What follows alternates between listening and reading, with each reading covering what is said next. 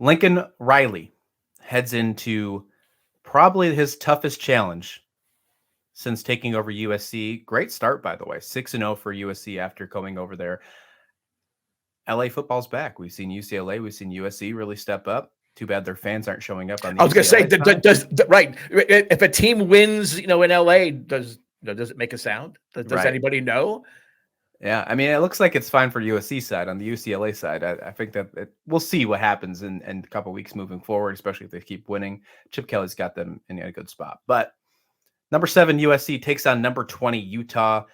This could be a trap game for USC. I said that might happen last week. Could be a trap game at Washington State.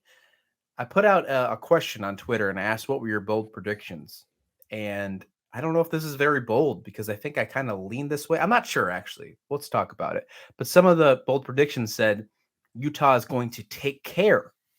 I put it in quotes, take care of USC in this one. And then a couple of replies, even some USC fans said, yeah, this was expected. We think that USC could lose this game by 3 to 7 points. Lincoln Riley has really shown that this team can make noise and be a true contender for the college football playoffs.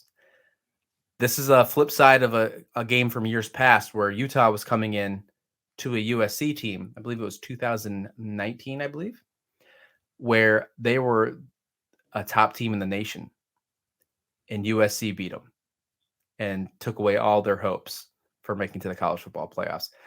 This is a prime opportunity for Utah to do the same thing after losing a tough one in the week past against UCLA. This game to me relies on Cam Rising of Utah. He's a great quarterback. We've seen that in games past.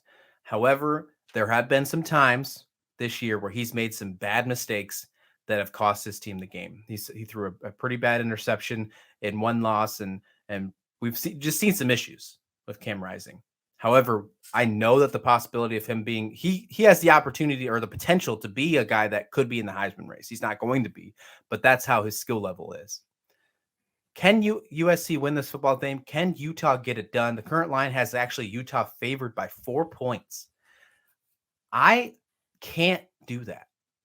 I can't lean towards Utah. As much as I think that there's a possibility that could happen, the trap game might be USC offense. They can score. Caleb Williams is just outstanding.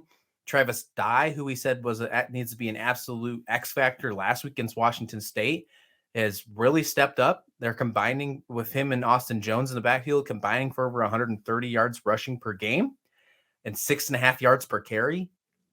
Even though Utah has a top-notch defense, we see a lot of help up front. I just got to get USC that win. I'm taking USC with the points. I think they can win this game. I think this game is going to be really close. This is the game to watch in the evening time. This is definitely the one to pay attention to. 8 o'clock Eastern on Fox. This is the Pac-12 game of the year. Maybe just for now. Maybe next week we might have a different answer for that, depending on who wins this football game. But this is going to be a good one. I'm taking USC. I think USC fans in the Eastern and Central time zones are going to wish it was a 10:30 start, because for the first half, the Trojans are going to probably be in this football game, but then they'll have fallen asleep in their chair or on the couch. So when they wake up in the morning, the nightmare's not going to begin until they actually wake up the next morning, because I think Utah is going to run all over the field against USC. Games like this, again, college basketball, I'll debate you game per game, team per team, conference per conference. College baseball, I'm very, very confident.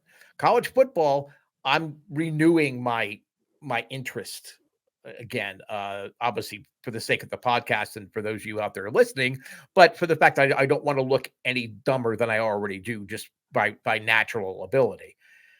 So I generally turn to Pete Flutak of the College Football News with games like this where I'm really torn, because I want to believe in USC. I think if USC is relevant, it's great for college football. Whatever conference they're playing in, if USC is relevant, it's important. And they have arguably the best receiver in the country in Addison.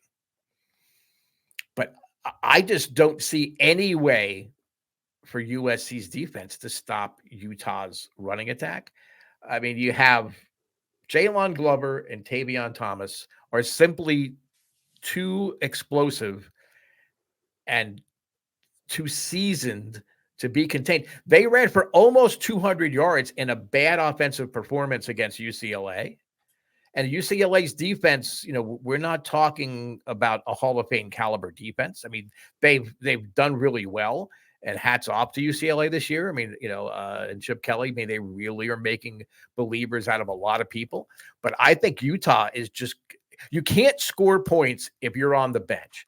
And Utah is going to absolutely dominate time of possession. It's not even going to be close. It might be close in the first half, but come the second half, it's just going to be run, run, run, stop us, you can't. And Utah is going to pull away. They're not only going to cover, they're going to win in double digits. If that's the case, USC, you would like to say that USC is the last chance for the Pac-12 to make the college football playoffs. UCLA is obviously making that an argument, but if Utah beats USC, say goodbye to their college football playoff chances for sure. This is going to be a good game to watch, especially after you're probably going to be absolutely just beat after watching all the other great games on the slate. So this will be a nice one to wind down. I'm hoping it's a close one. I could see it either way, like I said, but I just can't. On a betting side, I just can't lean towards Utah. I think USC's offense is just strong enough. That run game, like you mentioned, though, is something that Utah running game is absolutely incredible.